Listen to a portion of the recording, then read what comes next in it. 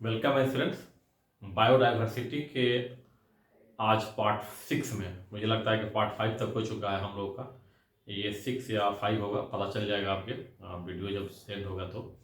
बात करेंगे बायोडाइवर्सिटी की। हमने हालांकि सेशन को रखा था क्वेश्चन पेपर के बारे में कि जो लास्ट ईयर यूपीएससी में क्वेश्चन आएंगे उसको हम लोग सॉल्व करेंगे, लेकिन एक इम्पॉर्टेंट चीज़ जो मिस हो गया है वो थोड़ा सा बायोडाइवर्सिटी के बारे में कि बायोडाइवर्सिटी की इंडिया में क्या स्थिति है उसके बारे में बात कर लेते हैं।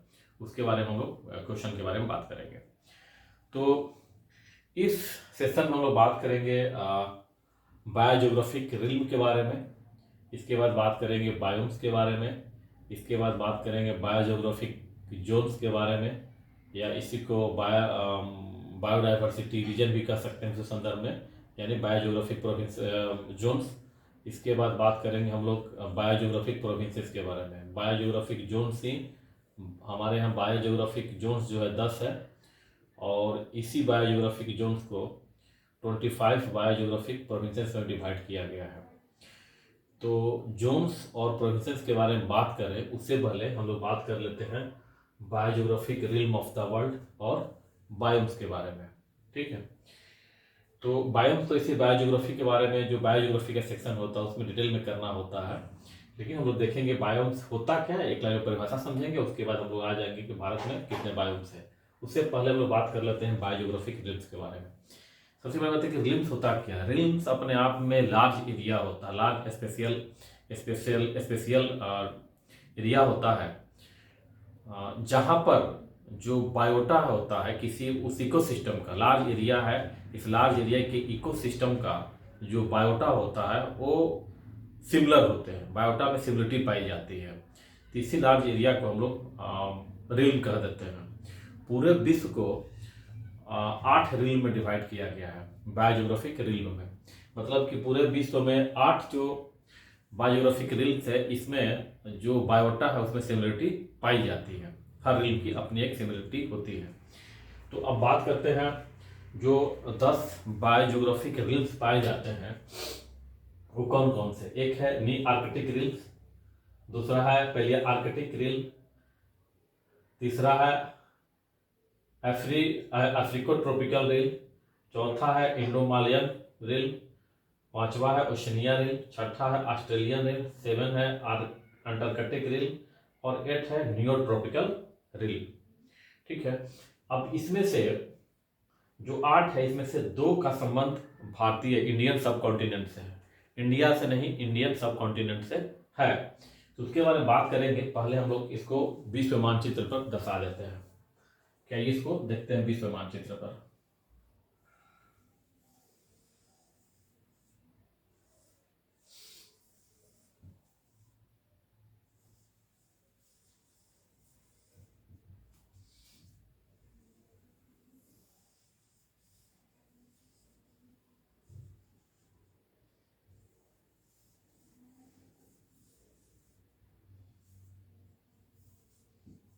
ठीक है, ये आप हमारा ऑस्ट्रेलिया ये हो गया। आप मोटे तौर पर समझिए इस चीज को। तो ये जो 8 जो हमारा है इसमें से 8 को हम लोग विश्व मानचित्र पर दर्शाते हैं। ये जो इधर का जो हमारा ये इलाका इधर का हो गया जो एरिया है, ये पैसिफिक, हम जानते हैं कि इधर में पैसिफिक ओशन है, ये हमारा अटलांटिक ओशन हो गया, और यहाँ हमारा इंडियन ओशन है। ठीक है, तो ये पूरा का पूरा ये जो है इसको हम लोग बोल देते हैं ओशनिया रिल्म। इधर से लेकर के ये पूरा पूरा ये जबकि पूरा इधर का जो है इसको हम लोग बोल देते हैं ओशनिया रिल्म। ठीक है, इसी प्रकार से बात कर लेते हैं, पर शुरू से चलते हैं। अगला है नी आर्कटिक रिल्म। तो नी आर्कटिक रिल्म जो है हमारा ये जो हमारा है इसको हम लोग बोल देते हैं नी आर्कटिक रिल्म। ठीक है, इसके बाद है पहली आर्कटिक रिल्म। पहली आर्कटिक रिल्म जो है ये पूरा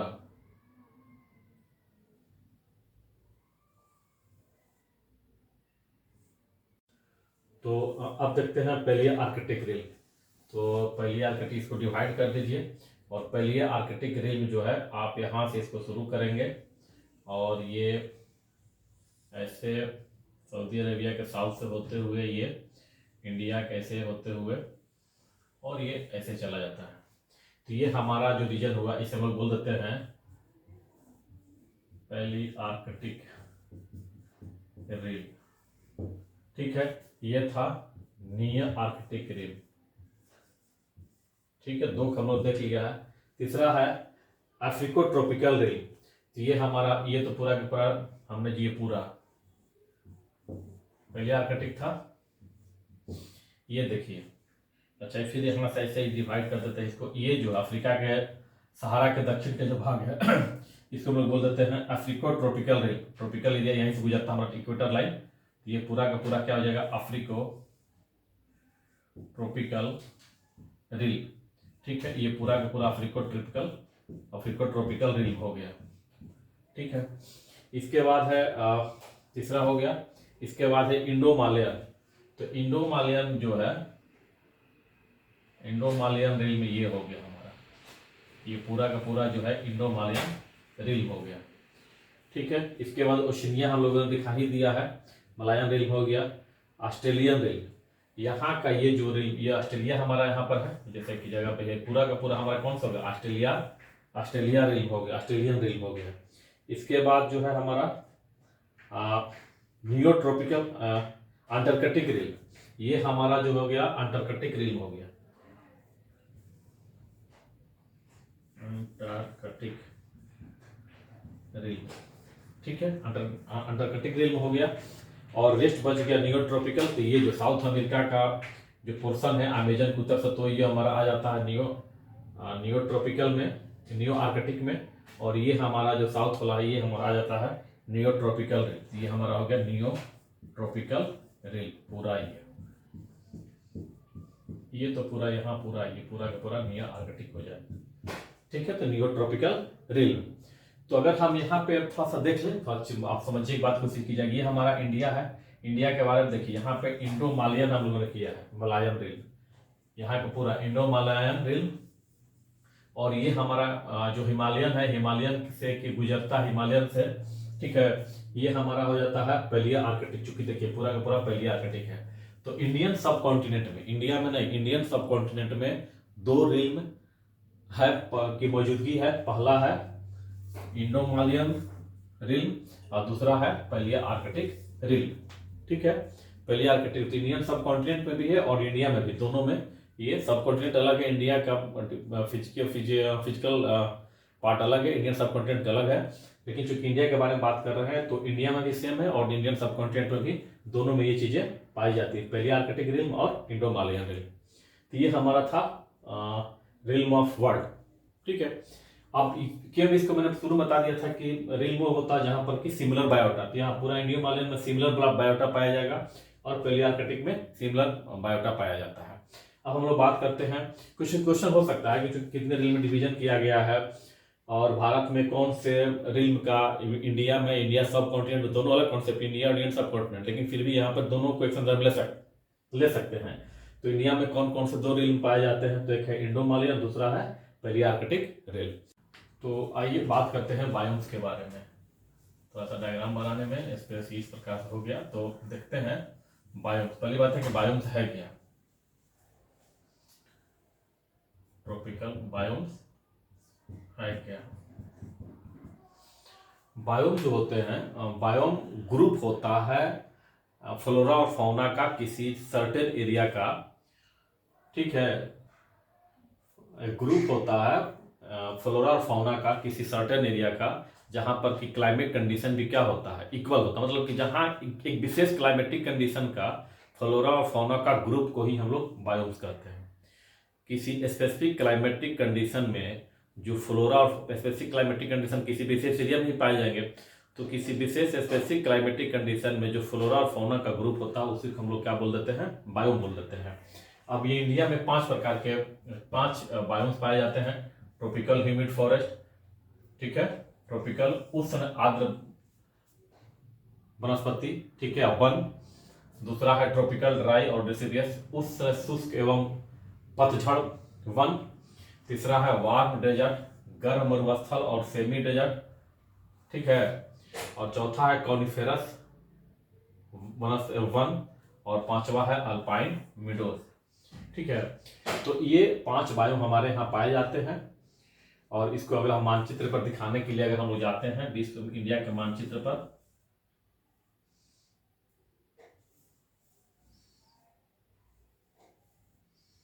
ठीक है, तो इसमें जो ट्रॉपिकल एरिया जो कहाँ पर हमारा जाता है, जो कि हम पश्चिमी घाट का इलाका हो गया, उत्तरी पूर्वी भारत का जो इलाका हो गया, इसी पर इसका ट्रॉपिकल राइज जो ये पूरा मध्य 100 सेंटीमीटर 200 सेंटीमीटर या 50 सेंटीमीटर 200 सेंटीमीटर के बीच जो वर्षा का एरिया है, वहाँ पर हम ट्रॉपिकल ड्राई और डिसिडियस देख सकते हैं।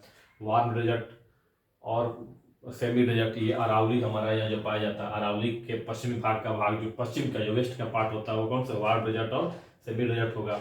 कॉनिफेरस जो हमारा हिली रीजन है, वहाँ पर कॉनिफेरस पाए जाते हैं, जो हिमालयन इलाका हुआ। फिर यह जो विंध्याचल का जो इलाका हो गया, सतपुड़ा के कुछ भाग में, अरावली के कुछ भाग में, और पश्चिमी घाट के जो भाग होते हैं, पश्चिमी घाट जो 16 वन पाए जाते हैं, वहाँ पर कॉनिफेरस फॉरेस्ट पाए जाते हैं। उसके बाद अल्पाइन, जो कि काफ़ी ऊंचाई पर, ये पर्वतीय भाग में जो हिमालय इलाका है, हिमालय के जो पर्वतीय प्रदेश है, वहीं पर ये देखने को मिलते हैं अल्पाइन मीडोज।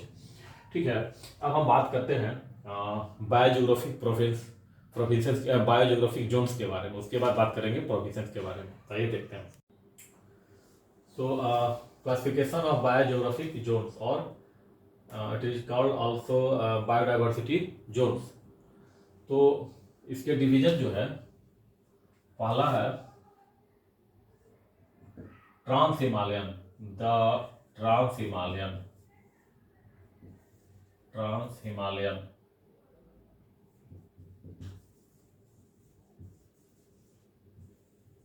Himalayan zones. ये इसमें क्या है, ये एक्सटेंशन ऑफ तिब्बतन प्लेटो है। ये क्या है, एक्सटेंशन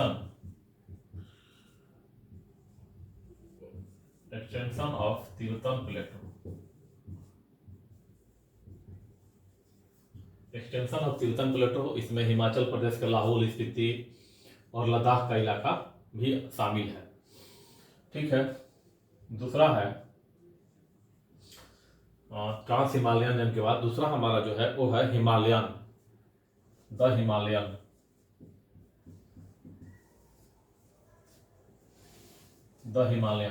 तो द हिमालयन जो है, इसमें हिमालयन माउंटेन चेन आता है, द हिमालयन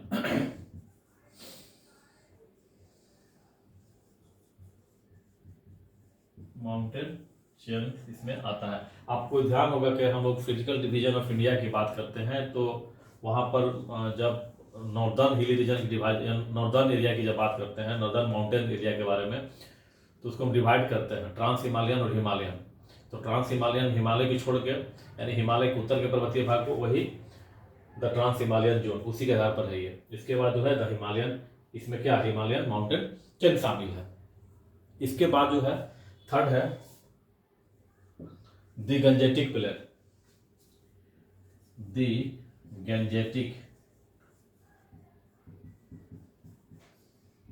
गंजेटिक प्लेन। तो दो गंजेटिक प्लेन में क्या है, इसमें जो है रिवर गंगा रिवर सिस्टम,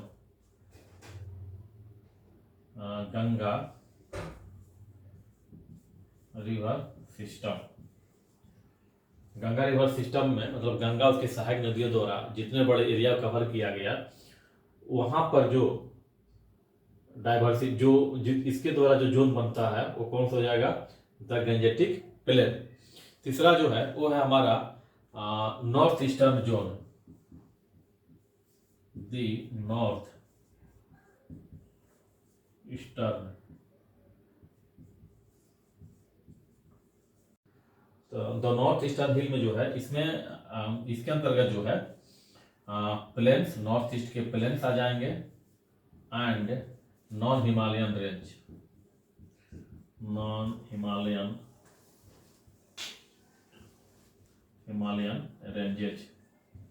ठीक है, फिफ्थ की जब हम बात करते हैं, तो फिफ्थ में आता है डेजर्ट। ठीक है, डेजर्ट,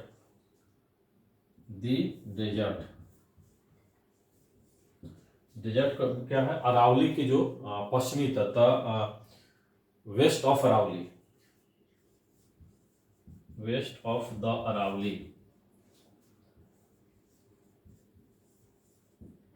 कहीं कहीं डबल भी मिलता है, कहीं single Aravalli, west of the Aravalli, वो कौन सा हमारा हो जाएगा, द डेजर्ट बायोजियोग्राफिक जोन या बायोडाइवर्सिटी जोन। इसके बाद जो है 6 नंबर है वो है semi arid, semi arid diversity biodiversity zone या बायोजियोग्राफिक जोन। तो सेमी एरिड जो एरिया हमारा है ये जो डेजर्ट का इलाका है, इसके बाद जो दक्कन प्लेटो हो बीच का इलाका है, बिटवीन डेजर्ट एंड दक्कन प्लेटो, दक्कन प्लेटो। ठीक है, इसके बाद 7 की बात करते हैं, चूंकि 10 से 6 तक हो गया। 7 की जो बात करते हैं तो इसमें है western Ghat, the western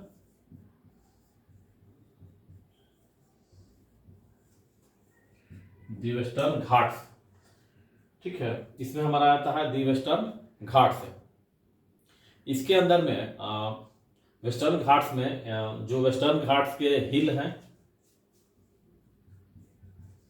hills and between hills and coast line, between hills and coast line, वो इसमें वो हमारा जो बनता है उसको हम लोग, ये हमारा हो जाता है वेस्टर्न घाट, वेस्टर्न घाट बायोडाइवर्सिटी जोन या बायोजियोग्राफिक जोन।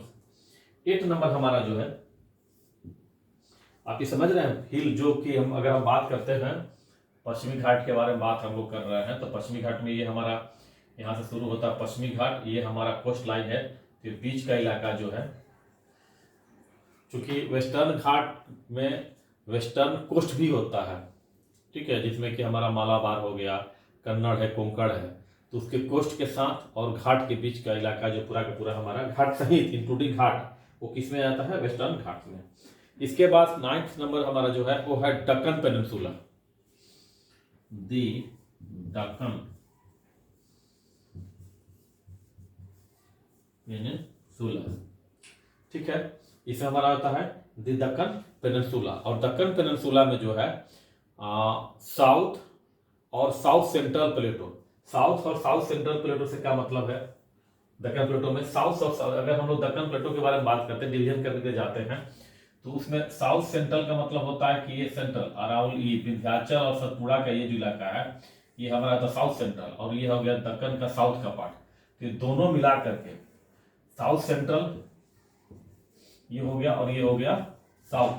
ठीक है, तो साउथ सेंट्रल और साउथ दोनों, इसमें क्या क्या जाते हैं दक्कन प्लेटो में साउथ और south central, south and south central. ठीक है, साउथ और साउथ सेंट्रल। अब इसमें 9th में जो है बात करते हैं आइलैंड्स है। ठीक है, बात करते हैं 9th के बारे में, तो 9th हमारे आइलैंड्स आ जाते हैं। इसमें 9th में जो है आइलैंड, इसमें अंडमान एंड निकोबार आइलैंड की बात है, और हमारा लास्ट वन जो है 10 नंबर जो है हमारा, उसको हम लोग बोल देते हैं coast and Lakshadweep islands,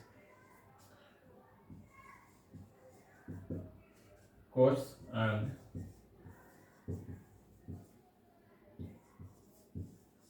Lakshadweep island. ठीक है, तो लक्षद्वीप और जो कोस्टल पार्ट है लक्षद्वीप के पार्ट का, जो वेस्टर्न पार्ट का कुछ भाग है, वो सारा का सारा हमारा किस में आता है, 10th में, 10th वाले भाग में हमारा शामिल हो जाता है। तो ये 10 जो है हमारा बायोडाइवर्सिटी जोन है। ठीक है, और ये जो 10 बायोडाइवर्सिटी जोन है, यानी जो बायोजियोग्राफिक 10 जो जोन है, इसी 10 बायोजियोग्राफिक जोन्स को ABCD करके, मतलब कि ये 1 नंबर जो था उसमें ABC, 4 में ABC या A, 5 में BC करके 25 प्रोविंसेस में डिवाइड किया गया है। 25 बायोजियोग्राफिक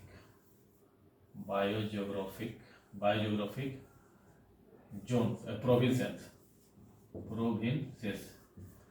25 में डिवाइड किया गया, जिसके बारे में डिटेल में जानने की जरूरत नहीं है, बस हम इसे जानते हैं। इनको फिर अगेन जो है 25 प्रोविंसेस में डिवाइड किया गया है। अब हम बात करते हैं बायोडाइवर्सिटी हॉट स्पॉट के बारे में। Biodiversity hot spots, biodiversity hot spots मतलब कि वैसे बायोडाइवर्सिटी जो कि हॉट स्पॉट्स है, लेकिन कौन से बायोडाइवर्सिटी हॉट स्पॉट्स होंगे, उसकी पहचान कैसे की जाएगी, तो उसकी दो क्राइटेरिया है। क्राइटेरिया दो है। पहला क्राइटेरिया ये है हॉट स्पॉट्स की पहचान के लिए, पहला ये है वहां पर इंडेमिक जो स्पेसीज पाई जानी चाहिए, माने बहुलता होनी चाहिए। ठीक है, बहुलता किसकी होनी चाहिए? इंडेमिक स्पेसीज की। और दूसरा जो है वहां पर हैबिटाट जो है थ्रेटेड हो। ठीक है,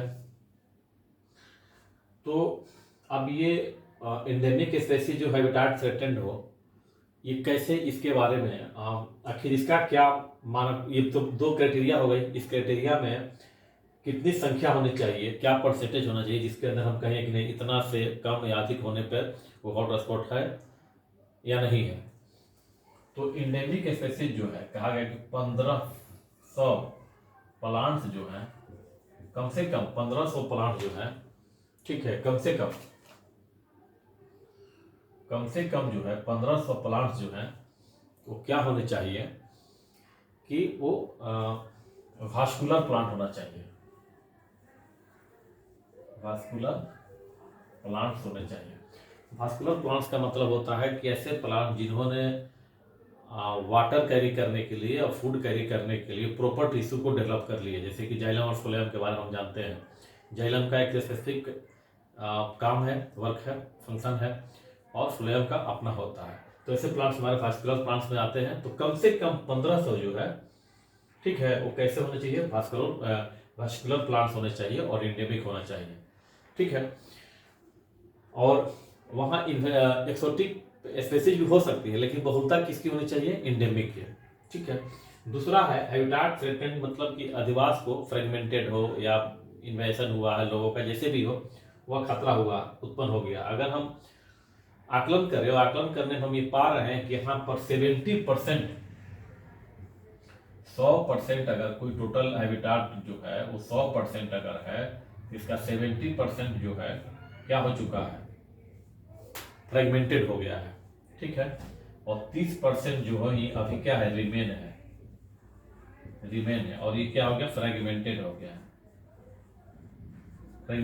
और रिमेन कितना? 30%। कम से कम 30% क्या हो? अभी सुरक्षित है। ठीक है, तो इसके आधार पर 70% तो बर्बाद हो चुका है, 30% अभी भी क्या है? वो रिमेन है, बचा हुआ है। तो ऐसी स्थिति में 50% से अधिक हो गया। तो 50% से अधिक हैबिटाट हमारा क्या हो चुका है? वहां पर समाप्त हो चुके हैं या उसमें डिस्टर्बेंस हो चुका है। तो ऐसे कि हम लोग बोल देंगे कि वो हॉट स्पॉट्स है। तो एंडेमिक स्पेसीज होनी चाहिए, 1500 कम से कम वास्कुलर प्लांट्स होने चाहिए। इसके बाद कम से कम 30% अधिवास जो हो अभी यथावत स्थिति में हो, इंटैक्ट हो, तो उसको हम लोग बोल देते हैं कि वो हॉट स्पॉट्स है। ठीक है, देखिए पूरे विश्व में बात करते हैं कि पहले कितने हॉट स्पॉट्स हैं। तो पूरे विश्व में एट प्रेजेंट टाइम में 36 हॉट स्पॉट्स हैं। इस 36 में से 4 जो है वो कहाँ पर है? इंडिया में है। 4 भारत में। 4 भारत में है कहने मतलब कि पूरी तरह से भारत में नहीं है। कोई भी हॉट स्पॉट जो होता है किसी एक देश में, प्राय किसी एक देश में लिमिटेड नहीं होते, वो कई देशों में उनका फैलाव होता है, चूंकि ये नेचुरल एक्सटेंशन अपना रखते हैं। आप जिस प्रकार से पॉलिटिकल ज्योग्राफी में पढ़े होंगे या पढ़ते होंगे, कंसेप्ट या जानते होंगे सामान्य अध्ययन में भी, फ्रंट ऑन बाउंड्री के बारे में। तो बाउंड्री हमारा क्या होता है? आर्टिफिशियल होता है, फ्रंट नेचुरल होता है। जैसे हिमालयन हमारा फ्रंट है, ठीक है, उसी प्रकार से है ये। एक देश में इनका विस्तार नहीं होता, एक सदी देशों में भी इनका विस्तार हो सकता है और किसी एक देश में भी लिमिटेड हो सकते हैं, लेकिन प्राय एक सदी देशों में विस्तार रखते हैं। तो भारत में जो 4 जो ये पाए जाते हैं हॉट स्पॉट्स, पहला इसमें है सुंडालैंड, ठीक है, अगला है इंडो बर्मा। Indo Burma. तीसरा है ईस्टर्न हिमालय। ईस्टर्न हिमालय। और चौथा है वेस्टर्न घाट। वेस्टर्न घाट।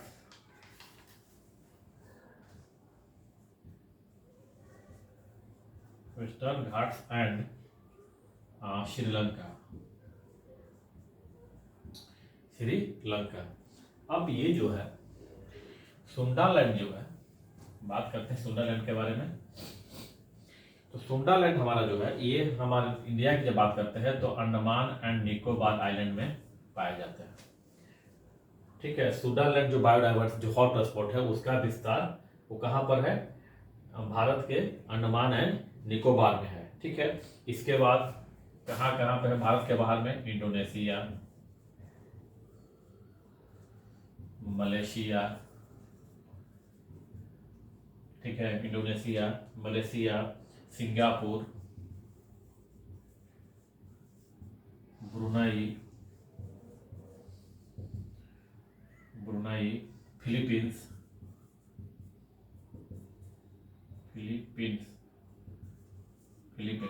ठीक है, ये भारत के बाहर इसका जो है क्या है वो विस्तार है। अब हम बात करते हैं इंडो बर्मा हॉट स्पॉट्स के बारे में। जब इंडो बर्मा हॉट स्पॉट्स के बारे में बात करते हैं तो इसमें जो है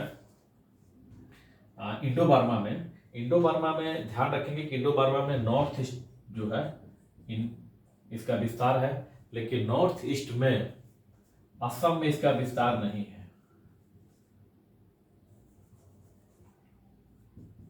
एक्सक्लूडिंग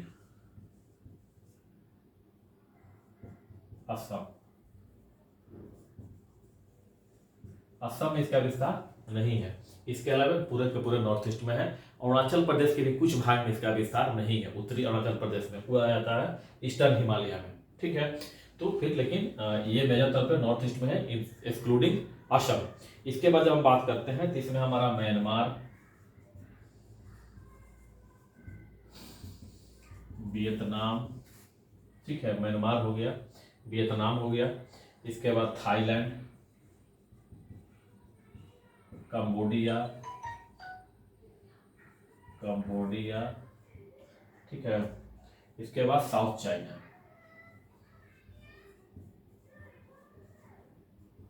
साउथ चाइना में इस हॉट स्पॉट का विस्तार है। इसके बाद हम बात करते हैं ईस्टर्न हिमालयन के बारे में। ईस्टर्न हिमालयन की जब बात करते हैं तो ये भारत का नॉर्थ अरुणाचल प्रदेश, नॉर्दर्न अरुणाचल प्रदेश,